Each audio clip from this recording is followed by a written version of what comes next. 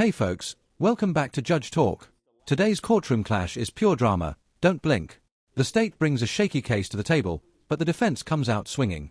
Watch as the defense attorney tears it apart, and Judge Fleischer doesn't hold back. Let's dive in and break it all down together. And what's alleged is, and it's the last clause, maybe two clauses, it says, a place specifically described in the order, to wit, the residence of a protected individual, namely Mark, and it should say Mick Williams, but it says Mark Williams. So it's in order to meet this charging document, it would have to be that gentleman's residence, and he does not reside there, as by his own representation to the state.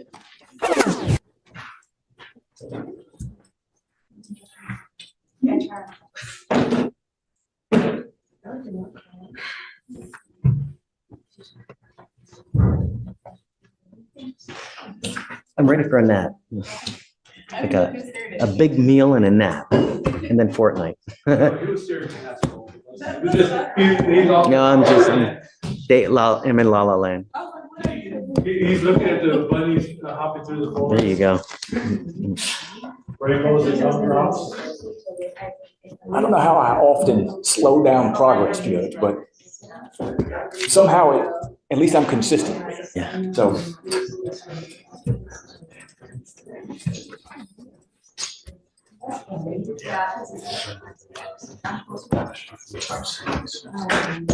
Listen, you don't need to say a word. Morning, Mr. Bio. You speak English, right? Yes. Okay. Shh.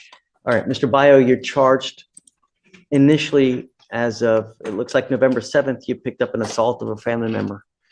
I see now that you've picked up a new case. As of November 30th, you've picked up a violation of a bond condition or protective order. I don't know which it is. All I know is that you picked up a violation case. You're facing now another year in jail and or a $4,000 fine. I haven't done probable cause, so we're going to do that. You have the right to remain silent. Anything you say can or will be used against you. You have the right to have an attorney present if you cannot afford one. Sir. Officers were dispatched to a residence in Harris County, Texas in response to a disturbance.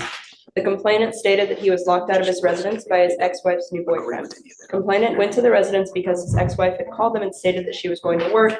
When the complainant asked who would be watching their children, the ex-wife said a friend. Complainant then heard defendant's voice in the background and went over to the apartment. Complaining witness is the same complainant.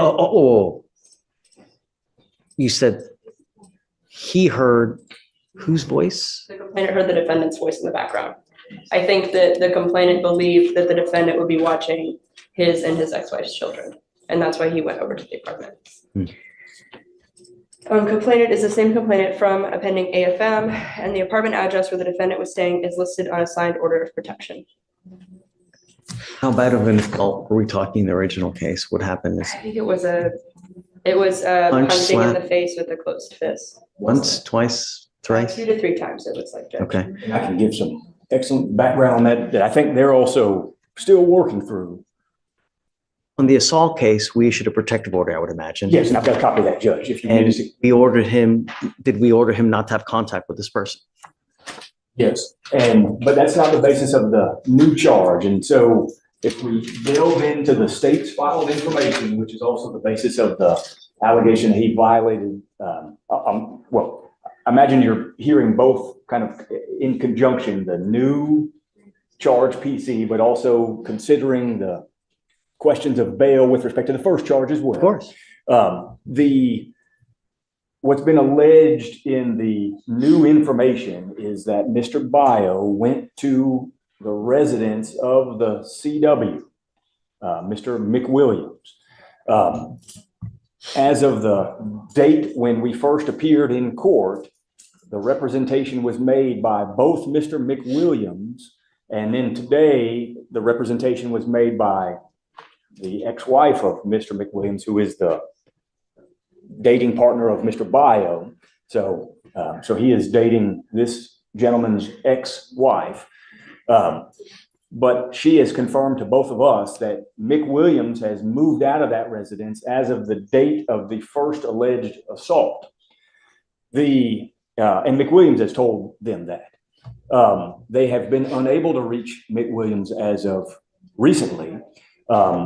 But in the RIP call information, McWilliams confirms, I moved out that day and do not live at the address that's at issue in this VPO case. If you look at the filed information in that VPO case, it's a necessary ingredient of that allegation that McWilliams lived at that address. It specifically says it in the last line. You're saying in the protective order? Yes, Jay. Oh, no, not the protective order. In the violation of protective order case, if you look at the state's filed information in that case, you will see the last line is, to wit, he was at the complainant's residence, but Mr. McWilliams doesn't actually live there. He moved out. Actually, was not on the lease. He's still not supposed to have contact with this person. Well, he's not. He didn't have contact with him. What happens is he's at a place that is not McWilliams' address, and then McWilliams, angry that he's there, still wanting to control his ex-wife, comes over there and busts the windows. And so that is What's the window of his ex-wife's house where Mr. Biles. What's the ex-wife's name? Shannon. Shannon. Okay, so And we both spoke to Shannon a few minutes ago. and Shannon has how many kids with Mr. Bio? Or do they have kids or no? So whose kids are they? McWilliams? Williams and Shannon's children. Okay. I think there's two. And so what's alleged in the newly filed charging document is that Mr. Bio went to the residence of McWilliams, which there's no PC to believe that. He did not go to the residence of McWilliams. He went to Shannon's residence. McWilliams does not live there, stopped living there, and the state can't meet the information. And so there's no PC on my argument, Judge, is that there's no PC that the state or the officer. So in our case, in the assault case, the protective order says that he's not supposed to go to this Spring Cypress, the apartment in Spring Cypress, right? Well, contemplating that that's McWilliams' address. Is that his address? Yes or no? That is no longer his address, Judge. Okay. When that was filed, I imagine that was the original apartment, but on the Because a lot of day, times they never updated. They just put the original apartment where it happened at, and they always assume that it's this, just. so that's no longer the address. Mr. McWilliams moved out of that address on the day of the incident, and he told me he moved out.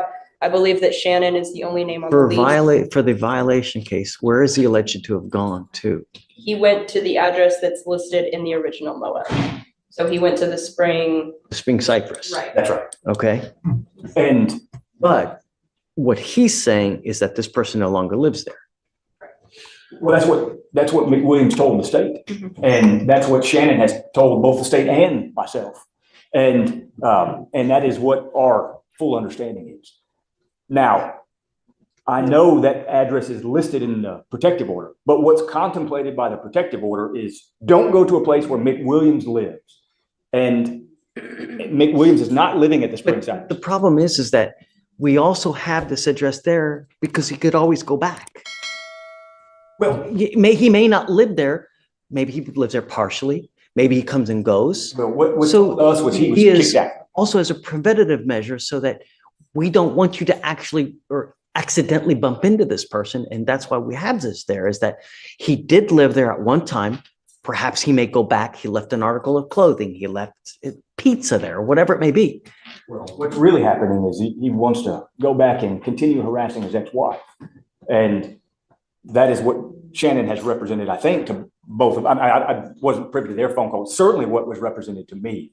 And What do you want? well, I want no PC to be found on the violation of protective order charge because an element of that offense that's been alleged is that Mr. Bio went to the residence of McWilliams. McWilliams does not live there. It's not his residence. So there's no PC to believe that that element is met. What do you think? Judge, I don't know, on this matter, I gotta think, it's expressed in the order. In the order is that address was PC, but the actual location. I will say, Judge, in the charging instrument, the defendant is, it does say, he's not allowed to intentionally or knowingly go to a place specifically described in the order. The address in the order, that's where he was staying.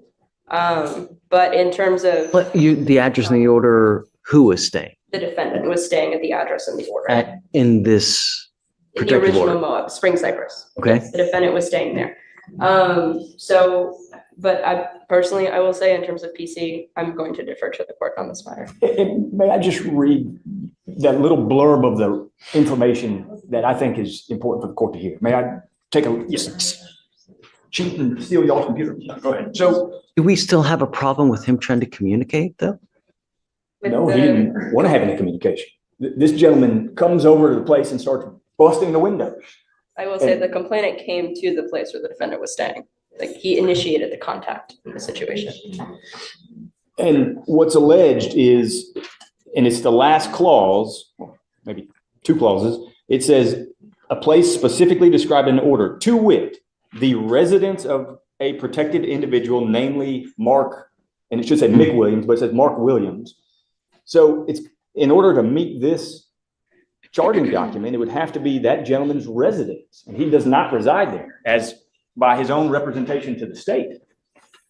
And so I'd ask that, and I know it's a very unique situation. How do we go forward though? If I find no PC, how do we go forward? No. Well, goes back out on bond while we prepare our defense to the initial charge of assault, which I think they've seen quite a bit by way of background about Mr. McWilliams. How do we know that this isn't going to happen again? Well, I will say, I'm not sure where Mr. Byer will be staying if he were to get out on bond, but the witness, Shannon, she is no longer living in her apartment as of tomorrow. So that address will no longer, it won't even belong to any of them as of tomorrow. Do we do a no contact with both?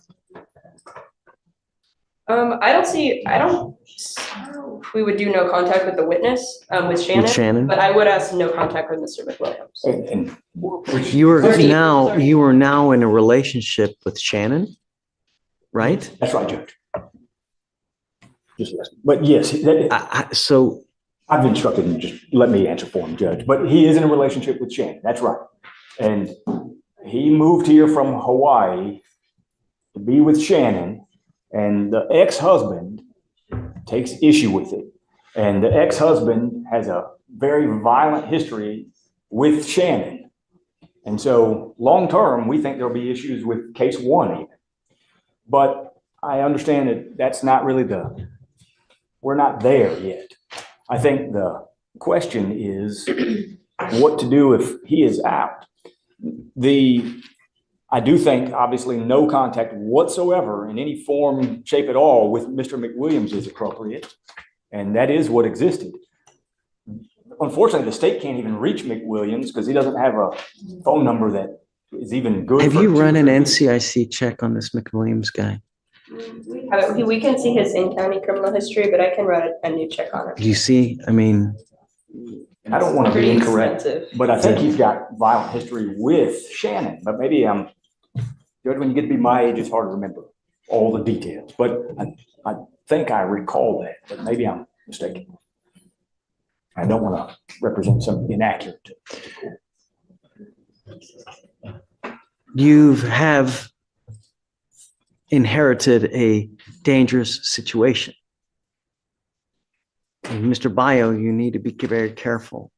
You know, if you are in a relationship with someone and they have another person that's in their life that's like this, you could be the bearer of bad times. So you need to be very careful. You're in a very volatile situation. So you need to be careful going forward because it really could just could go out of control. You may need to get a protective order yourself. You know, it's very possible that you may need to get a protective order. So just be careful. You're in good hands. You ever have any issues, just reach out to Brian. We can always help you out as well. I'll find no PC on the violation of a protective order, but just be careful because there are a lot of vindictive people in this life that will they'll try to make your life a living hell. And you being on bond in this case, they can do that. They can say, hey man, he's doing this to me. He's threatening me. He's doing that. And if an officer doesn't know any better and they come up and they see that have this open assault, they may never take your word. They may never even speak to you. They'll just put you in county. So you gotta be careful. You know, you're in good hands. We'll help you out for as much as we can. Okay. Okay. So I'll find OPC on the, And I think, Judge, on the violation case. And I'm not going to revoke your bond on the original assault case, Mr. Bio, but you got to be careful, man. You know? and Judge, I think you should also have him give his updated address to pretrial would be appropriate as well. Okay. And I think that's probably somehow make a notation in everywhere so that we know where Shannon lives. You don't have an address for, McWilliams, so I don't know how we're going to handle Well, I that. think the protective order does say any address where McWilliams does reside. So whether or not, I guess that'd be a notice question, but we know not to go anywhere where he lives. I think the issue is whether this other person's going to now be, Okay. You do understand all that? Do you have any questions? Just be careful. Life's too short to live either in a 6x9 box or be 6 feet under because you got other people that have just be careful. All right. Thank you, Judge. Good luck. Good luck, Mr. Bio.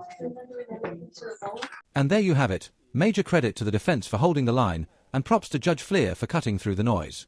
If you enjoyed this breakdown, be sure to like, subscribe, and drop your thoughts in the comments. More courtroom dramas on the way, so stay tuned. We'll see you in the next one.